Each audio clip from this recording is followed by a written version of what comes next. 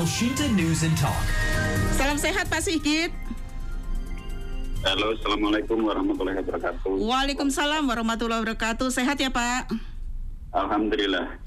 Isu terkait dengan demo besar-besaran, narasinya ini sepertinya narasi yang membuat kekhawatiran kita nih. Kepung Istana, bagaimana nih sikap dari Istana Pak Sigit?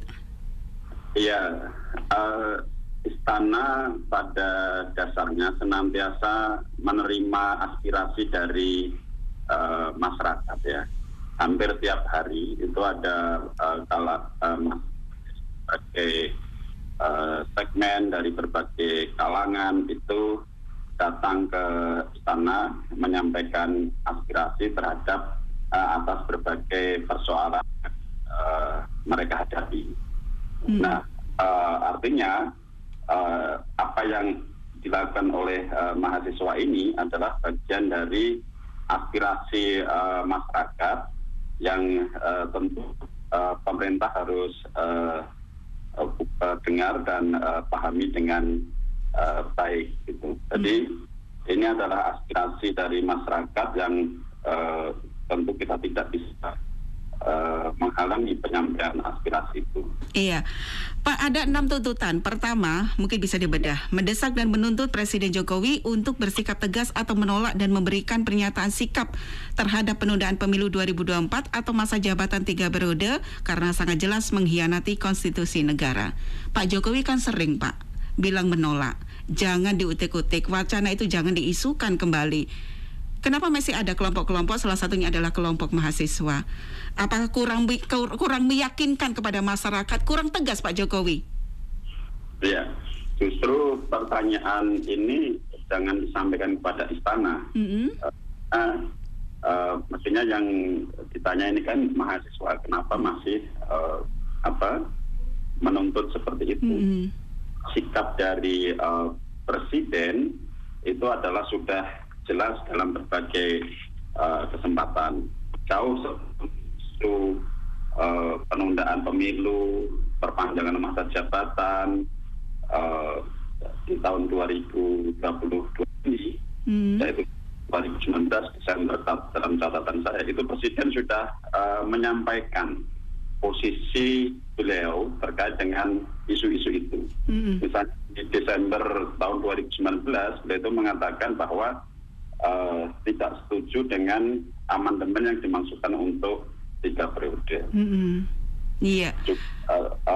Beliau bahkan lebih ekspresif lagi, berbagai kalangan yang menyampaikan bahwa untuk amandemen dalam rangka memperpanjang periode jabatan ataupun 3 periode itu bagian dari orang yang menampar muka beliau, cari muka dan menjerumuskan beliau. Iya. Dan juga diulangi lagi beliau yang mengatakan bahwa taat konstitusi. Taat konstitusi itu artinya apa? Ya, konstitusi kita mengatakan bahwa pemilu dilakukan setiap 5 tahun sekali.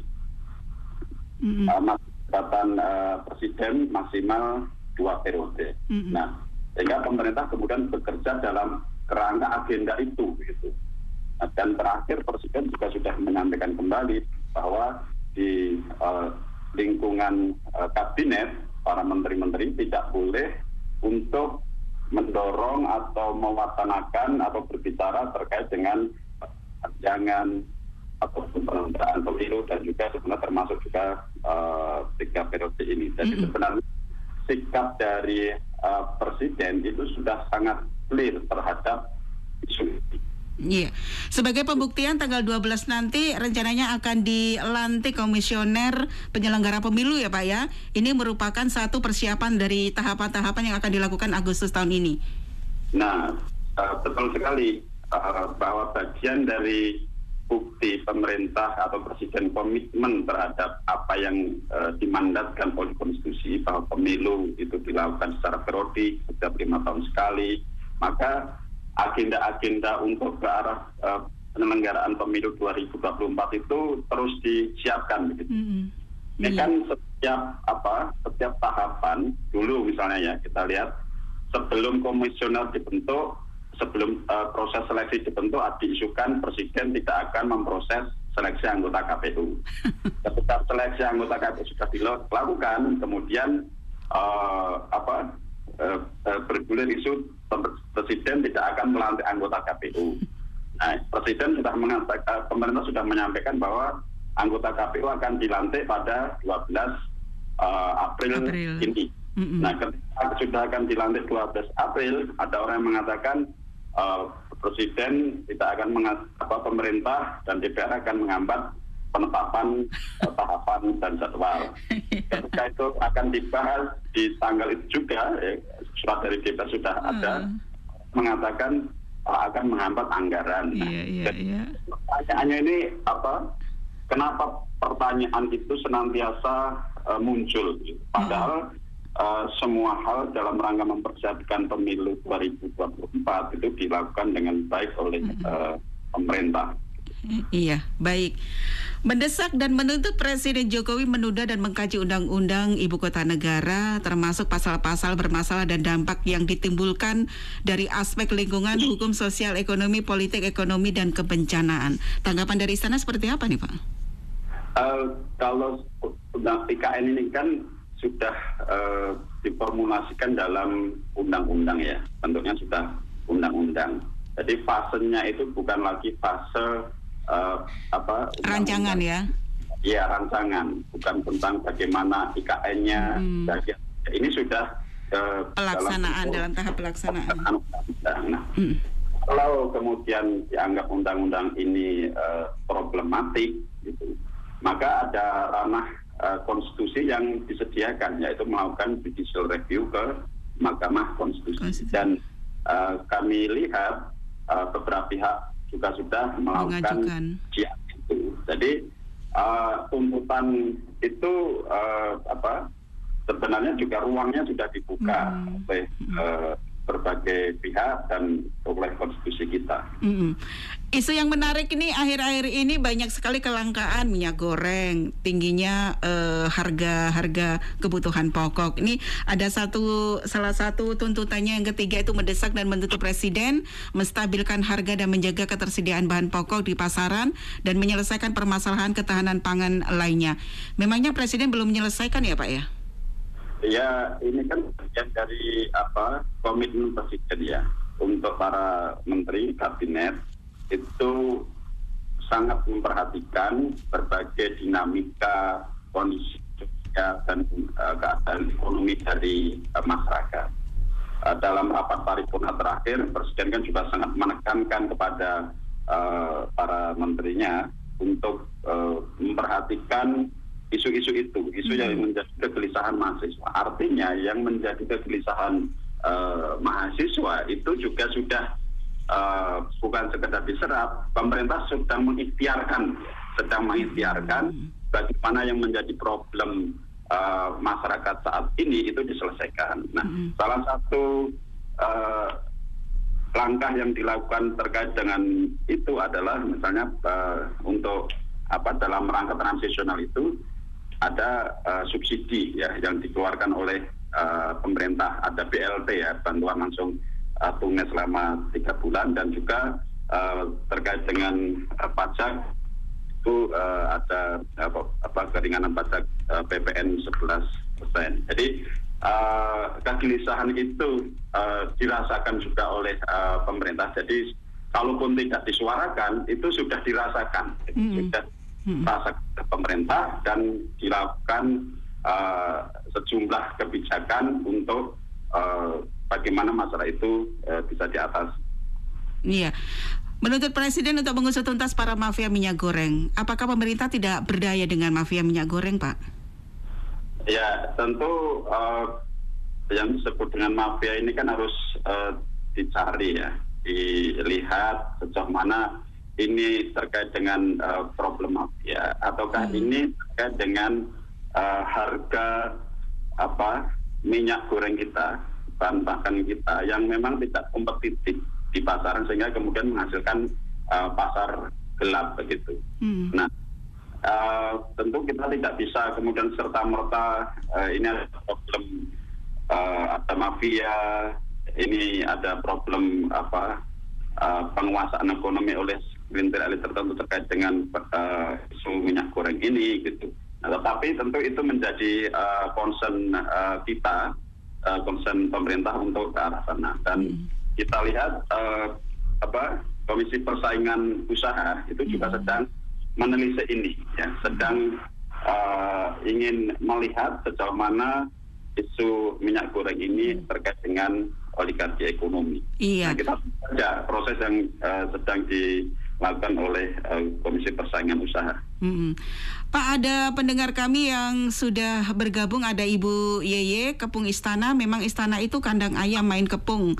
Kalau dari pihak Istana secara pribadi, Pak Jokowi tidak pernah bicara ingin maju periode ketiga. Bahkan Pak Jokowi langsung nolak dan tegas, jelas tidak mau lanjut ke periode 3. Makanya aneh, kekeh mau berdemo. Mending jika ada ketertiban, jangan jaga ketertiban dan jangan anarkis. Itu dari Ibu Yeye.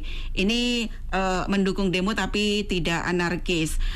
Kalau seandainya tuntutannya itu masih bergulir dengan beberapa poin seperti mengusut tuntas mafia minyak goreng, dan sampai saat ini masih ada kasus-kasus seperti agraria, Pak, konflik agraria, ini segera diselesaikan. Sebenarnya Pak Jokowi ini konsen tidak, Pak, terhadap mafia-mafia tanah yang sampai saat ini masih belum terselesaikan? Di pemerintah itu sudah dibentuk yang namanya Tim Percepatan Penyelesaian Konflik Agraria dan Penguatan Kebijakan Reforma Agraria. Dan tim ini sudah menyelesaikan banyak kasus terkait dengan konflik agraria, dan juga membagikan agraria ini kepada masyarakat di sekitar hutan gitu. Jadi bahkan kalau misalnya mahasiswa membawa kasus agraria ya dalam demonstrasi yang direncanakan besok hari Senin itu kita tentu akan sangat senang sekali ya. Kasusnya lalu kita akan selesaikan itu bersama-sama gitu. Karena di pemerintah sudah banyak sekali begini kasus-kasus terkait dengan konflik agraria ini ditangani oleh pemerintah. Iya. Jadi sudah ada timnya. Sudah ada timnya. Menyelesaikan persoalan itu. Iya. Pak Sigit, ini kan ada koalisi dan oposisi. Dengan kondisi seperti ini, Pak Jokowi terus saja diserang. Bagaimana dengan koalisi, Pak? Apakah Istana mendapatkan informasi bahwa koalisi ada yang tidak gencar atau tidak memberikan benteng diri terhadap Pak Jokowi, atau seperti apa? Karena kan pemerintahan juga dibentuk karena adanya paketan-paketan itu, di dalamnya juga adanya koalisi-koalisi yang perlu juga membela Pak Jokowi yang selama ini dinilai itu sebagian pihak juga kerjanya Pak Jokowi juga keras gitu, kerja keras gitu. Bagaimana Istana sebenarnya nih, Pak? Iya. Ini kan kalau kita lihat berbagai agenda yang dibuat oleh pemerintah itu mendapat dukungan yang solid dari koalisi. Ya. Bahkan dalam banyak kasus bukan hanya mendapat dukungan, penyelesaian atas agenda-agenda pemerintah itu bisa diselesaikan dengan cepat. Nah, artinya koalisi yang di pemerintah ini adalah sangat solid di dalam mendukung agenda-agenda sehingga pembelaan terhadap presiden tentu kita lihat dari sejauh mana agenda-agenda itu bisa dikerjakan bersama di antara partai koalisi, dan kita melihat tidak ada persoalan terkait dengan soliditas koalisi itu. Sebenarnya analisa dari KSP ini apa sih, Pak? Dengan terjunnya mahasiswa dari BEM-SI ini, apakah ada sesuatu hal di belakangnya yang turut mendorong BEM-SI ini mengepung Istana? Ada analisa tersendiri? Ya, ini sebenarnya sebuah aspirasi yang pada umumnya mahasiswa memang harus memerankan ya posisi sebagai social control gitu. Keresahan mahasiswa itu kan sebenarnya tidak hanya terkait dengan situasi saat ini, di banyak kasus juga melakukan melakukan kontrol sosial. Nah, saja kita melihat variasi cara mahasiswa melakukan kontrol sosial itu. Ada yang berkomunikasi secara langsung dengan presiden sehingga apa yang menjadi keresahan itu bisa tersampaikan secara efektif. Misalnya kelompok Cipayung Plus yang beberapa waktu lalu audiensi ya. Audiensi. Apa yang disampaikan oleh rencana beberapa mahasiswa yang akan demo di besok hari Senin itu juga disampaikan oleh kelompok Cipayung Plus ini. Jadi sebenarnya ini hanya varian dari cara menyampaikan aspirasi. Jadi kita tidak perlu berprediksi bahwa ada pihak-pihak yang menunggangi.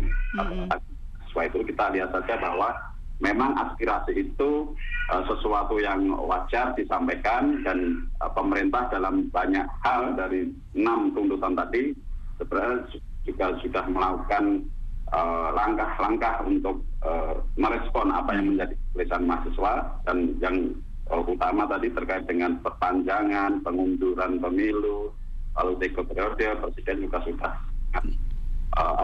sangat tegas ya, terkait dengan isu itu. Jadi, ini kita lihat sebagai aspirasi biasa yang tidak harus kita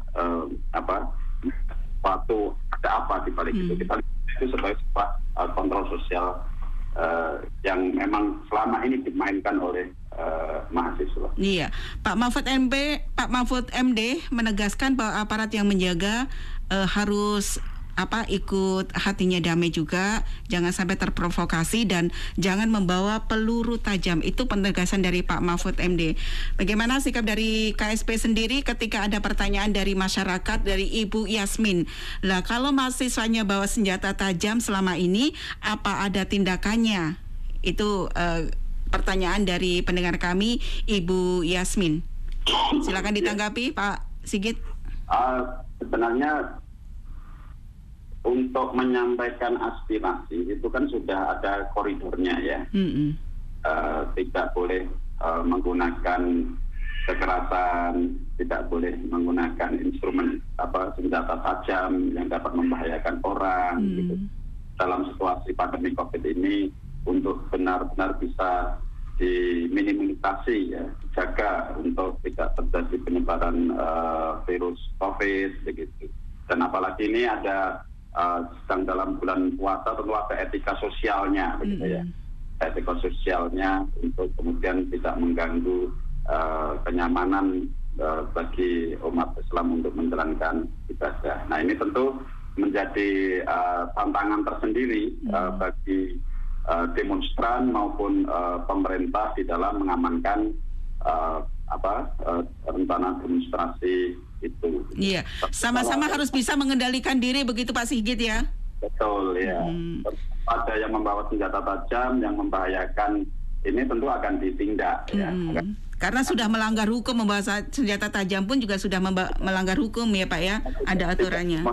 Tidak demonstrasi saja, membawa senjata tajam yang dianggap mengancam umum, lain itu juga bisa ditindak oleh aparat gitu. Apalagi ini dalam suasana demonstrasi. Iya. Apa gunanya membawa senjata tajam di demonstrasi? Iya, Pak Sigit, audiensi kelompok Cipayung Plus, plusnya mungkin nggak sampai ke BEM-BEM lainnya kali Pak? Ya, sebenarnya kelompok Cipayung Plus ini kan organisasi lintas universitas ya, lintas kampus gitu. Jadi satu organisasi itu bisa di banyak tempat ya, karena mereka kan punya cabang-cabang di setiap universitas itu, hampir semuanya memiliki, di setiap daerah ada gitu. Nah, ini juga sebuah kekuatan mahasiswa yang tersendiri yang lintas kampus, lintas wilayah, yang lintas geografis gitu, yang kuat juga. Tentu kalau komunikasi dengan mahasiswa ini dirasa kurang, ya tentu kita memikirkan untuk juga sejauh mana mereka juga akan bisa diterima oleh Ada saran dari kelompok Cipayung, Pak? Mungkin pengalaman-pengalaman mereka terdahulu memberikan saran kepada mahasiswa yang baru atau didiskusikan di meja dengan Pak Jokowi begitu? Kalau yang salah satu yang disampaikan oleh Raihan Aryatama sebagai yang menyampaikan aspirasi kelompok Cipayung itu kan terkait dengan masalah harga ya, disampaikan ke publik, dan itu direspon oleh Presiden dengan tadi menggelar sejumlah rapat kabinet untuk para menteri benar-benar memperhatikan aspek ini dan kemudian mengkomunikasikan kepada masyarakat apa yang sedang terjadi terkait dengan kenaikan harga dan juga terkait dengan IKN gitu ya, terkait dengan IKN bagaimana benar-benar menjadi menjadi ibu kota prototipe masa depan. Aspirasi yang tadi sebenarnya sama isunya, tapi tarikannya kadang berbeda, ya, cara mengekspresikannya berbeda. Kalau yang kelompok Cipayung misalnya IKN itu didukung untuk memastikan itu simbol kemajuan bangsa di masa depan. Gitu. Beberapa kelompok mahasiswa yang merencanakan demo ini menolak IKN, gitu kira-kira. Nah, ini kan satu isu ada tarikan yang berbeda, ya. Yang satu berpikir statis untuk itu dibatalkan, gitu. Yang satu berpikir tentang masa depan ya. Yang ini sudah diputuskan, lalu bagaimana kita mengisi dan memastikan bahwa IKN itu benar menjadi sebuah kado sahabat Indonesia. Nah, ini kan titik-titik tertentu ada yang sama, titik-titik tertentu ada yang berbeda. Terhadap mahasiswa BEM seluruh Indonesia yang menolak dan melakukan tuntutannya pada hari Senin besok, apakah sudah diupayakan untuk audensi, Pak? Kalau kita belum ngecek ya tentang itu, tapi tentu istana membuka diri untuk berkomunikasi dengan semua stakeholder ya, mahasiswa, karena di periode sebelumnya terkait dengan isu-isu ini kan Presiden juga pernah menerima BEM ya, dan seluruh BEM yang ada itu juga dengan Presiden gitu. Jadi ini hanya komunikasi yang perlu ditingkatkan gitu. Tentu menyampaikan secara perwakilan itu akan menjadi lebih baik ya, dan lebih efektif daripada kemudian memobilisasi massa sedemikian rupa di tengah situasi pandemi dan situasi ekonomi yang kita sama-sama harus jaga momentumnya. KSP apakah menilai selama ini adanya demo-demo itu ada agenda khusus menjelang 2024? Bagaimana, Mbak? Apakah KSP saat ini menilai atau menganalisa adanya demo-demo yang sudah dan sering terjadi itu adanya agenda khusus menjelang 2024? Kita melihat tadi, Mbak, ini lebih pada aspirasi mahasiswa ya. Aspirasi yang memang harus barangkali mereka merasa harus suarakan begitu. Masalahnya informasinya, Pak, tidak hanya mahasiswa aja yang turun. Ya, tentu itu kalau memang mereka merencanakan dari agenda ke 2024, tentu itu salah sasaran ya. Pemerintah mengagendakan pemilu 2024 gitu. Lalu jabatan presiden itu dibatasi 2 periode dan Pak Jokowi sudah menekankan itu, lalu kok di demonya istana begitu. Dan tahapan-tahapan sudah dimulai ya Pak ya? Tahapannya sudah dimulai begitu. Jadi pertanyaan tadi harus ditanyakan pada yang demo harusnya, apakah ada 2024, kalau ada apa disampaikan saja gitu. Baik, Pak Sigit, terakhir Pak Sigit, jika besok memang benar-benar terjadi aksi demo besar-besaran. Apa yang ingin disampaikan kepada para pendemo dan masyarakat sekitar?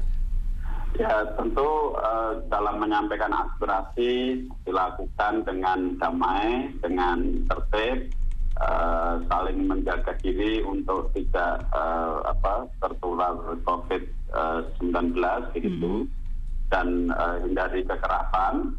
Kalau memang sudah waktunya untuk membubarkan diri, untuk segera membubarkan diri, karena ini ada etika sosial di bulan Ramadan yang harus sama-sama kita hormati, sehingga kita semua bisa nyaman, baik aparat, baik pendemo maupun masyarakat sekitar. Gitu. Baik, terima kasih Pak Sigit atas waktunya untuk El Sinta. Sehat terus Pak Sigit.